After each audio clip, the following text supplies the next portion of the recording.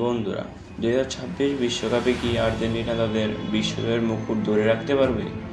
Messi তো আছেনই, কিন্তু স্কালোনির ট্রফিতে চোখ রাখতে ভরসা করতে হবে এই তিনজন ট্রাম্প কার্ডের উপর। প্রথমেই the goal machine Lautaro Martinez. Copa America থেকে শুরু করে বর্তমান ফর্ম আলবি সেলেস্তরের গোল লাইনের সবচেয়ে বড় ভরসা কিন্তু তিনি। ২ নম্বরে গতিদানব আলহান্দ্রো গার্নাচো, দ্য ফিউচার স্টার।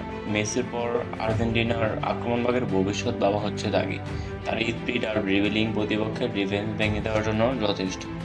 ৩ নম্বরে এমিলিয়ানো মার্টিনেজ, দ্য ওয়াল।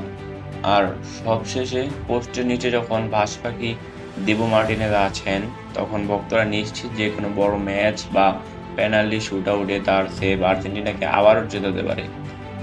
আপনার মতে এবার কে বিশ্বকাপ জিতবে? কমেন্টে জানান।